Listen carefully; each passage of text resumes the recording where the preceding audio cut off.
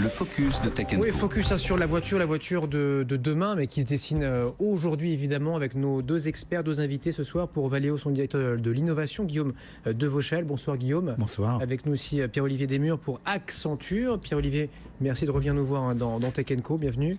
Bonsoir. On est ensemble tous les trois pendant une demi-heure, mais d'abord je vous propose de revenir sur l'autonomie. Anissa Mamri va nous donner dans un instant tous les grands mouvements qu'on a eus, notamment depuis le début de l'année. Il n'y avait pas besoin de remonter à Mathusalem. Il y a une telle actualité dans votre secteur et de la voiture, de l'autonomie.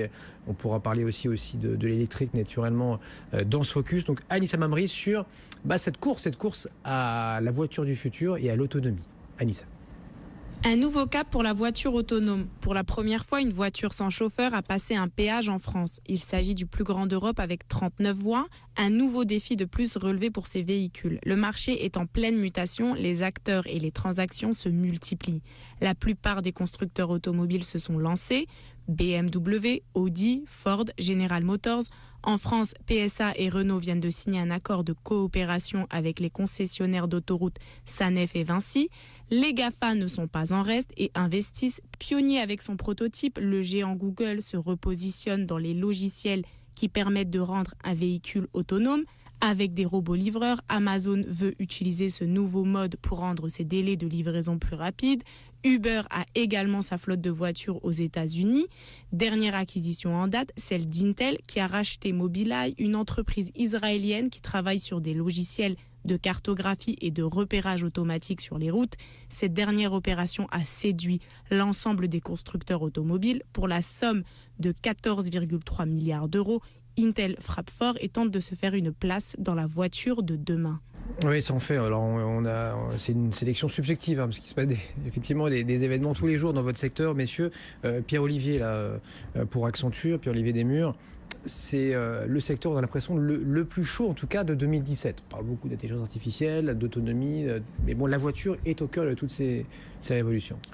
La voiture et l'intelligence artificielle, parce qu'en fait, il y a quand même une convergence. Aujourd'hui, c'est la convergence de ces technologies qui permet effectivement de voir ce foisonnement dans la mobilité, dans les nouvelles voitures connectées et autonomes, mais aussi dans la réalisation de la mobilité en dehors des voitures avec les autres systèmes de transport et aussi dans nos maisons, tout simplement, avec la domotique qui est en train de changer.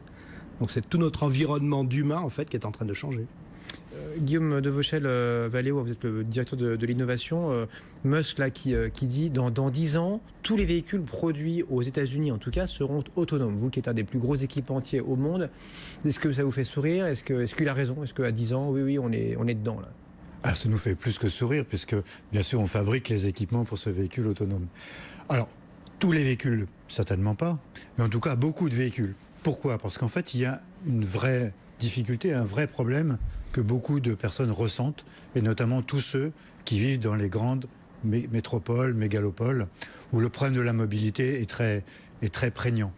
En fait, il y a le choix aujourd'hui entre deux modes de transport, ce qu'on appelle mass transit, le transport en commun d'un côté, et on voit que ce transport en commun plafonne, la capacité à investir, et aussi simplement l'espace physique fait que la progression est limitée, et d'autre part, le transport individuel, principalement le véhicule, et on voit bien que le véhicule d'aujourd'hui est très mal adapté à la ville.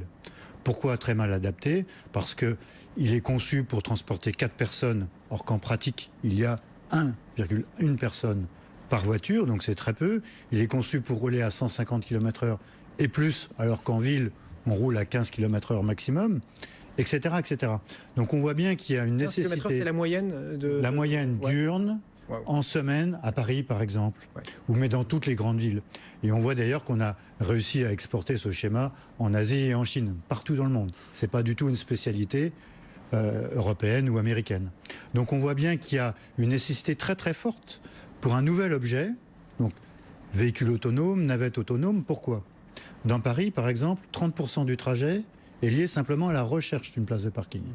Vous avez un véhicule autonome, le besoin de se garer disparaît. Ces stats sont dingues. Et en plus, voilà, on est tous au diesel ou à l'essence. Donc ça fait beaucoup de CO2, beaucoup de particules fines en ville, quoi. Voilà. Et en fait, la voiture qui a 400, 500, voire 1000 km d'autonomie est utilisée pour faire des petits trajets en ville de quelques kilomètres, moins de 10 km en moyenne.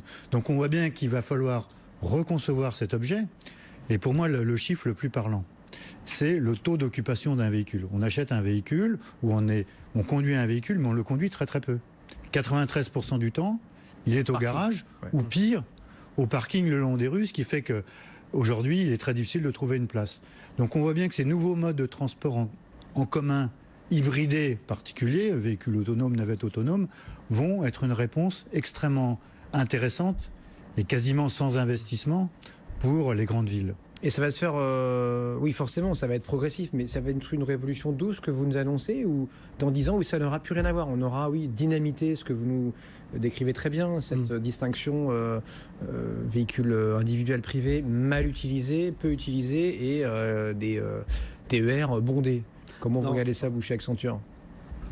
Je pense qu'à un moment, il va y avoir un Big Bang sur ces sujets-là. Enfin, si on refait un petit peu d'histoire, en 1900, on avait 10 863 fiacres à 2 places dans Paris pour 115 voitures. En 1922, c'était le dernier fiacre qui circulait. Voilà. Donc en 22, on est à peu près dans le même schéma. Donc probablement entre 2035-2040, toutes les voitures seront plus ou moins autonomes, en tout cas dans les villes et probablement en fait sur les autoroutes, sur des infrastructures qui sont fermées et pilotées. Et c'est ça le schéma. Donc Nicolas Hulot qui dit nous, plus d'essence, plus de diesel à l'horizon 2040. En fait, il se mouille pas tellement, quoi. Même s'il voit très très loin, plus que nous trois réunis. Ça, c'est d'autres questions. C'est la question de l'énergie. Et la question de l'énergie. Alors en France, c'est quand même 52% de vente de diesel encore aujourd'hui. Hein. Quand on voit l'électrique aujourd'hui, ça doit être 3%, 1% l'électrique, et 3% les hybrides. Hein. Je crois que c'est ça le chiffre. On est à moins de 5 sur hybride et électrique. Donc ça reste marginal. Mais la question de l'énergie, elle dépend du territoire. Donc ça veut dire, chez nous, effectivement, on a du sens à faire l'électrique. Il y a probablement des territoires. Grâce au nucléaire. Du gaz. On pourrait le faire avec du solaire aussi. Hein. On a une assez bonne irradiation pour le faire. Il y a du géo. Enfin, il y a d'autres façons de produire de l'électricité. Mais un modèle électrique, dans les pays développés, fait du sens. Dans certaines zones aussi désertiques ou avec des grands espaces, font du sens aussi pour produire l'électricité. Mais l'électricité n'aura pas l'exclusivité. On peut avoir des énergies propres qui sont autres. Voilà. Donc il faut voir le territoire. Et pourtant, on ne jure que par ça. On a l'impression que c'est l'alpha et l'oméga, l'électrique chez Valeo. C'est votre pari aussi. C'est le grand pari de Carlos Ghosn chez Renault-Nissan depuis des années. Il a peut-être eu d'ailleurs raison un peu trop tôt, même s'il est numéro 1 avec Nissan. Enfin, Nissan, Leaf et Zoé Renault. Il n'y a que Tesla finalement qui chatouille un peu les doigts de pied, quoi. Les autres semblent largués derrière. Alors l'électrique, c'est une très très bonne solution pour la ville, justement. Pourquoi ? Parce qu'il n'y a pas de pollution locale. Et tous ceux qui habitent en centre-ville ressentent cette pollution physiquement. Et ensuite, parce qu'en ville, par définition, les trajets sont courts. Donc le principal inconvénient du véhicule électrique, c'est l'autonomie, le poids des batteries, quand on veut beaucoup d'autonomie. En ville, ça disparaît. Et donc, il y a une espèce de triangle magique, véhicule autonome, véhicule connecté et véhicule électrique, qui est parfaitement adapté à la ville. Donc c'est vos 3 paris là, pour les années qui viennent. C'est les 3 paris de Valeo. Ouais. Donc on prédit, nous, non pas la disparition de la voiture dans 10 ans, mais certainement de la voiture couteau suisse, c'est-à-dire la voiture qui vous amène tous les jours au travail pour faire quelques kilomètres, et la voiture qui vous amène en vacances pour faire quelques centaines de kilomètres. Donc cet usage qui était valable pendant 50 ans et plus, se retrouve de plus en plus en opposition de phase avec la société actuelle. Impossibilité de vraiment bien circuler en ville, et finalement un moteur diesel, puisque vous évoquez le diesel, vraiment un contre-emploi. Un diesel fonctionne très très bien quand il est chaud et fonctionne très très bien quand il est chargé. En ville, on utilise un diesel froid parce que les trajets sont courts et il n'y a pas besoin de beaucoup d'énergie. Et là, le moteur électrique avec beaucoup de couple à bas régime et peu de puissance est parfaitement adapté. Donc Valeo d'ailleurs développe une technologie tout à fait particulière qu'on appelle le 48 volts, donc qui a 80% des intérêts d'un véhicule électrique à 300 volts et plus, mais pour une fraction du coût. Donc nous, on croit beaucoup à la descente du prix du véhicule électrique en ciblant au mieux l'usage. Ça ne sert à rien.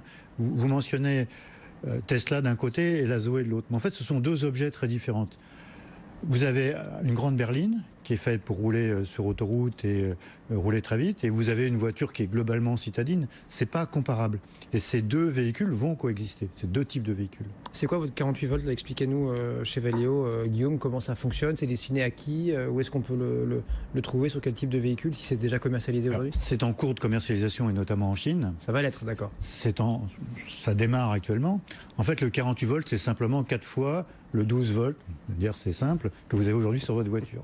Alors pourquoi 48 ? C'est parce qu'il n'y a pas de réglementation particulière, il n'y a aucun danger pour le 48 volts. Vous pouvez mettre les deux mains sur les bornes de la batterie, il ne se passe rien. Or qu'avec 300 volts, c'est évidemment extrêmement dangereux. Donc il n'y a pas besoin de payer de protection particulière. Les batteries sont beaucoup plus petites et donc beaucoup plus légères. Et la puissance est elle-même limitée. Mais finalement, avec 15, 20 kW, on va dire une trentaine de chevaux, c'est parfait pour la ville. Alors qu'aujourd'hui, vous avez des véhicules qui font 100 chevaux et plus, et vous utilisez extrêmement peu cette puissance. Et donc c'est pour des véhicules hybrides ou c'est du 100% électrique? Alors, vous aurez les deux. Vous pourriez avoir des véhicules hybrides qui vont rouler en ville sur un mode 48 volts tout électrique pendant quelques dizaines de kilomètres, ou une petite centaine de kilomètres, et des véhicules tout électriques. En Chine, on appelle ça les double 100, les 2 fois 100, moins de 100 km/h et 100 km d'autonomie. Et donc vous avez des véhicules électriques performants pour la ville à un coût extrêmement raisonnable de quelques milliers d'euros. Et donc c'est les Chinois qui ont d'abord cette techno-là, avant nous. Alors, les Chinois ont déjà les ennuis. C'est encore plus difficile de circuler à Pékin ou à Shanghai qu'à Paris. Et l'air, je vous assure, il est encore moins bon. Donc je pense que la réflexion des Chinois est peut-être plus avancée parce que les problèmes sont plus importants chez eux. Ils prennent quand même plus d'initiatives que nous. Enfin, les différents plans sont plus structurants. Ouais. Oui, enfin, je ne veux pas faire de démagogie, mais c'est vrai que quelque part, de temps en temps, un totalitarisme permet d'aller plus vite. Ce qu'on voit d'ailleurs à Singapour, en Chine, permet de faire aujourd'hui des expériences. Singapour est une ville tout à fait intéressante dans ce cadre-là. Voilà. Racontez-nous, ils font quoi? C'est quoi le... Ouais, en fait, ils avaient commencé. La réflexion de Singapour vient déjà de leur. On revient au territoire. Hein. Singapour, c'est une petite île qui n'a pas de ressources, qui est un vrai poumon économique pour l'ensemble de la région. Donc, ils se sont posés la question de la maîtrise en fait de la ressource. Et une des ressources, c'est l'espace.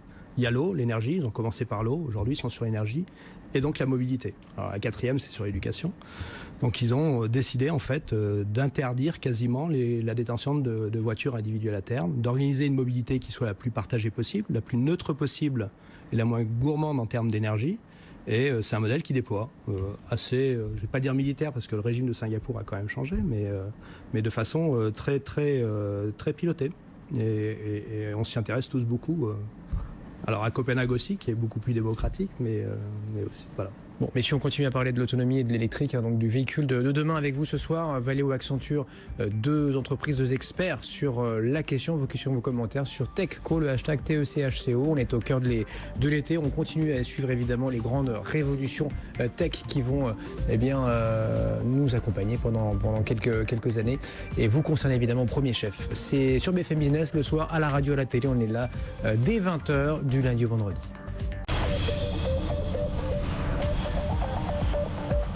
BFM Business et 01net.com présentent Tech & Co, le grand live du numérique avec Sébastien Poineau.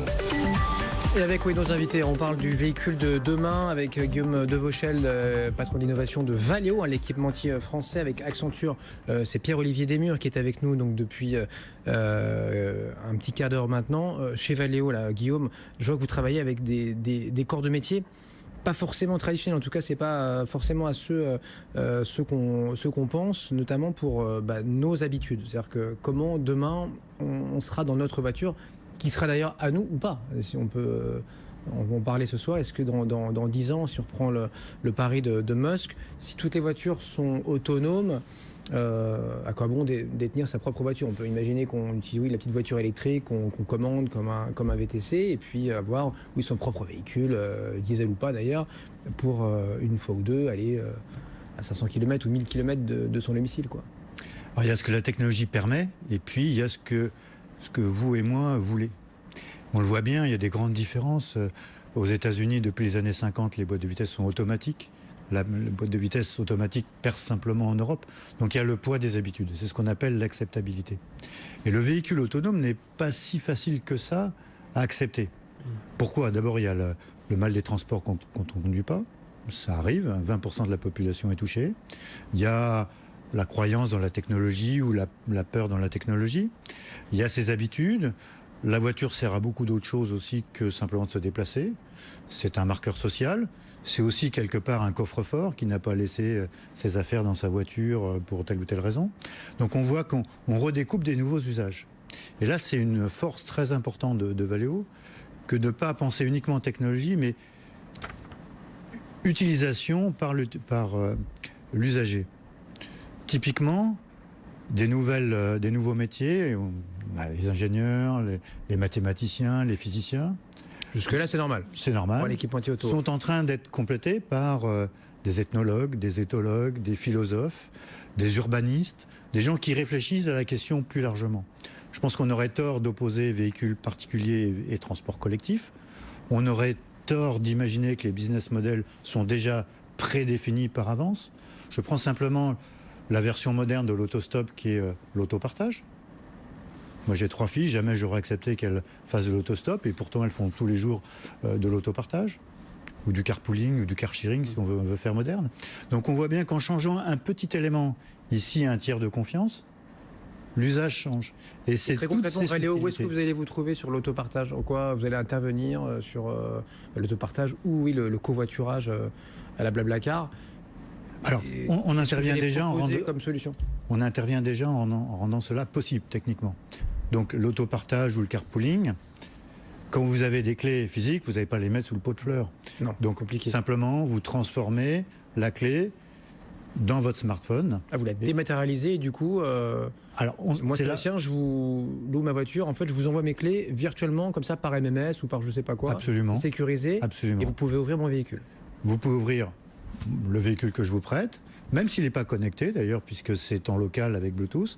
Mais on se rend compte que ce premier pas n'est pas suffisant, puisque quelque part, je veux bien vous prêter mon véhicule, mais je veux savoir ce que vous en faites. Et donc, on arrive sur le véhicule connecté, sur l'utilisation, sur les limites, sur je vous le prête à vous, mais à personne d'autre, je ne le prête pas à votre smartphone, donc il faut que je vous identifie formellement, etc., etc. Et on voit que l'usage est beaucoup plus profond qu'il n'y paraît. En changeant un simple paramètre, on change tout. Par exemple, pour un gestionnaire de flotte. Ça c'est déjà aujourd'hui tout ça? C'est déjà aujourd'hui. Valeo, une expérience tout près d'ici, et Issy-les-Moulineaux, où avec Indigo et Cisco, vous pouvez laisser votre véhicule à l'entrée du parking, le véhicule va faire les opérations de péage et va se garer tout seul et réciproquement. Et ce véhicule, il n'a pas besoin de vous appartenir. Ça peut être le véhicule de votre entreprise ou de votre flotte. Et ce n'est qu'un début. Il vient me rechercher quand j'ai fini. Il vient rechercher, donc vous cliquez sur l'application. Ma réunion, et je le retrouve en haut du parking. J'ai pas besoin de descendre au moins 4 dans les. Mais ça, ce sont des habitudes que vous allez perdre très rapidement. Ouais. Personne ne se souviendra qu'il fallait descendre au moins 4 pour chercher son véhicule. C'est pas plus qu'aujourd'hui, vous vous souvenez du starter pour les plus anciens. Et dans 15 ans, qu'est-ce qu'on fera alors dans son véhicule, Pierre-Olivier? Si on conduit plus, si on n'a plus de volant, il y a beaucoup de conséquences à ce qui vient d'être partagé en fait. La première, c'est que pour les constructeurs automobiles, se pose la question de quel est leur rôle demain dans la chaîne de valeur. Aujourd'hui, ils sont au cœur du système, ils conçoivent, ils produisent et ils distribuent des véhicules. Demain, ils seront peut-être simplement une commodité, et c'est ce contre quoi ils luttent aujourd'hui, éviter d'être ça. Et ils font souvent des jolis moteurs. Ils font des jolis moteurs. PM, Mercedes ou Renault, c'est la clé. Si on est tous en électrique, le moteur, c'est moins important, on est d'accord. Oui, clairement, tout ça est moins important. Ce qui sera important, c'est de mettre à disposition, quand vous le souhaitez, du véhicule qui correspond à vos besoins. Voilà. Donc ça veut dire que la prime va être à ceux qui vont gérer les plateformes. Marrant, on pense plus Uber, Amazon que Renault, clairement. Mercedes. Et de l'autre côté, on évoquait le car sharing ou effectivement des Blablacar & Co. Si on pousse le raisonnement avec un véhicule qui est autonome demain, en fait, ils vont disparaître aussi. Ils sont déjà obsolètes. Parce qu'avec un véhicule autonome, on n'a pas besoin de partager, d'avoir un chauffeur pour partager un véhicule. En fait, le véhicule va se prendre en charge. Donc en fait, ceux qui font du car sharing aujourd'hui, ils ont pour aller 20 ans, 15-20 ans grand maximum en fait pour exister, se développer et mourir. Voilà, c'est ça le cycle de vie. La logique du véhicule autonome, elle est effectivement d'avoir une solution à son usage dans l'immédiateté. Pareil pour les poids lourds, c'est pareil pour les autocars, les camions, il n'y aura plus personne dedans. En tout cas, probablement pas la même chose qu'aujourd'hui. Aujourd'hui, on voit aux États-Unis, en Europe, Daimler, Volvo notamment, essayent le platooning. En français, c'est des trains de camions qui sont espacés, où il n'y a plus qu'un conducteur aujourd'hui pour 3 camions. Donc il y a un au début, 3 camions qui et suivent. puis les autres suivent. D'accord. Chacun à 15 mètres d'écart, sur les autoroutes, donc des infrastructures bien balisées aujourd'hui. Voilà, mais c'est là où ça nous intéresse. Il n'y a plus qu'un conducteur. Et aujourd'hui, quand on regarde pour mettre un véhicule complètement autonome sur un camion, ça coûte à peu près 23 à 24 000 $ pour le mettre au stade 5 autonome. Le coût d'un conducteur débutant aux États-Unis, alors ça c'est en dollars, c'est de 40 000 $. Donc l'investissement en fait pour rendre c'est amorti quoi. Voilà. Bon. Donc ça dit tout. Ouais. Et on a ça pour les camions, on l'a aussi pour les autocars. Aujourd'hui, on connaît nos lignes de transport, nos bus, nos lignes de bus qui n'ont pas changé depuis un siècle, peu ou prou. C'est les mêmes. Tout ça va voler en éclats. Parce qu'on va avoir des bus qui vont eux aussi être autonomes, vont être plus flexibles, qu'on va gérer comme des plateformes. Et donc, à un moment donné, la solution pour nous sera d'avoir un petit véhicule de place, un véhicule 4 places, ou d'être en fait dans un système de transport toujours collectif, où on sera dans un minibus ou un grand bus. Comme les navettes flexible. Navia avec 12 Exactement. personnes. Il y aura le Navia un peu plus grand, 20-25 places, peut-être 50 places. Voilà. Donc on va avoir toute une gamme de véhicules qui seront autonomes, connectés, probablement électriques, probablement avec batterie, mais pas que. On peut avoir aussi des modèles autonomes par induction, en ville ou sur autoroute, où on n'a pas besoin de batterie en fait. Mais ils se rechargent comment alors? Enfin, ils se rechargent comme, vous savez, vous avez... Par le sol? Aujourd'hui, vous avez dans certains téléphones, vous n'avez pas besoin de mettre une prise. On les pose, ouais. Vous les posez, puis il y a un petit champ magnétique qui permet de recharger la batterie. On peut faire la même chose en fait pour les véhicules aujourd'hui. Ça fonctionne depuis plusieurs années à Genève. L'infrastructure, elle sera où le... Vous avez 2 solutions. Aujourd'hui à Genève, en fait, c'est les stations de bus qui rechargent. Donc le bus a de quoi faire la distance entre 3 stations de bus. Et à chaque station, il recharge un petit peu. Comme ça, il est capable de faire tout son circuit de façon autonome. Demain, l'autoroute, alors on a vu l'extrait tout à l'heure où on passe les passages en automatique. Ça, c'est Valeo qui a fait ça la semaine dernière. Ouais. Entre autres. On peut avoir aussi des recharges, soit sur des stations, des nouvelles formes de stations-service, où on fait des recharges par induction, ou sur une borne qui est ultra rapide et ultra puissante. Alors, parce que vous imaginez bien, on ne peut pas rester une demi-heure. Non, la question, c'est de réduire la vitesse et effectivement de faire la micro-recharge. Mais tout ça est en train de progresser. Mais on va vers ça. Guillaume de Vauchel, chez Valeo, vous, parmi les équipementiers les plus dynamiques là, depuis quelques années, sachant que c'était un secteur, on s'en rappelle bien, en 2008, après Lehman Brothers, qui avait beaucoup souffert, alors certains plus que d'autres, notamment les Américains. Mais là, aujourd'hui, quand vous parlez à vos clients, les constructeurs, ils trouvent la période super excitante ou ils sont terrifiés en train de se dire où est-ce qu'on sera dans 10 ans? Est-ce qu'on sera encore là? Même peut-être dans 5 ans, je sais pas. La période est absolument passionnante. Pourquoi? Pour vous, oui, mais vos clients, qu'est-ce qu'ils disent? Alors, nos clients, ils se trouvent en compétition avec d'autres, ce qui est nouveau et ce qui est toujours rafraîchissant. Le fait d'avoir une industrie qui s'ouvre, c'est toujours très positif. Et puis nos clients se sentent menacés sur leur métier de base et aussi ont la possibilité d'entrer dans d'autres métiers comme les services dont on parlait à l'instant. On voit que les liens, l'automobile qui était un objet qui était vraiment fermé, replié sur lui-même, s'ouvre, se connecte à l'extérieur et donc les business models changent complètement. Et pour moi, rien n'est écrit d'avance. Tout se construit. Si je vous avais dit il y a 20 ans qu'il y aurait un business model pour des tricycles dans Paris, probablement beaucoup de nos auditeurs auraient souri. Et pourtant, il y a un business model. Donc pour Valeo, il n'y a pas un business model qui va s'imposer. Il n'y a pas une industrie des business models. Ouais. Il va y avoir je faisais allusion au MP3, au Piaggio, etc. Donc vous voyez qu'en fait, il y a plein d'adaptations locales. Vous parliez tout à l'heure de Singapour, de Hong Kong. Oui. On voit que ce sont des villes où finalement il fait très chaud et que l'usage principal d'une navette, c'est finalement une climatisation portable. Vous ne pouvez pas marcher tellement il fait chaud. Vous êtes en sueur au bout de quelques minutes.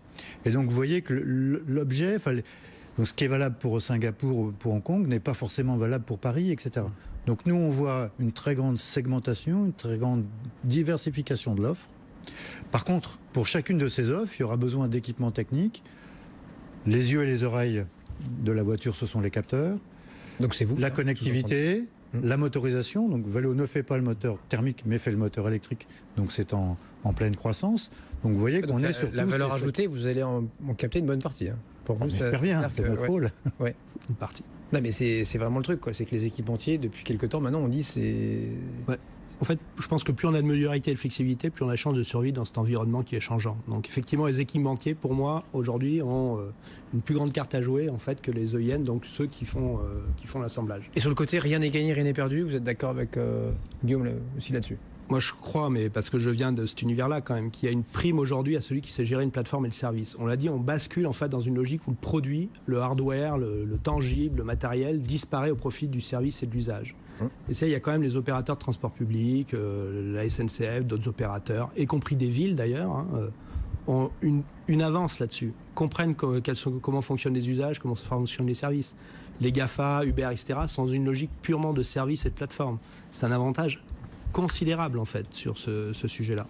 D'être capable de comprendre en fait le fonctionnement des utilisateurs, de comprendre en fait comment y répondre, de mettre en relation efficacement en fait une demande et un usage en temps réel, c'est quelque chose que ne savent pas du tout faire aujourd'hui les constructeurs. Merci beaucoup, messieurs. Pierre-Olivier Desmurs, Accenture, et Guillaume Devauchel, Valeo, étaient nos invités. Courte pause, mais on revient sur l'intelligence artificielle avec ce petit rappel à l'ordre ou ce petit coup de gueule signé Elon Musk, le patron de Tesla et SpaceX. C'était ce week-end. On y revient juste après ça dans le journal de la tech. Il sera 21h30, courte pause. On est ensemble comme tous les soirs jusqu'à 22h. Bonsoir à vous. Bienvenue si vous nous rejoignez.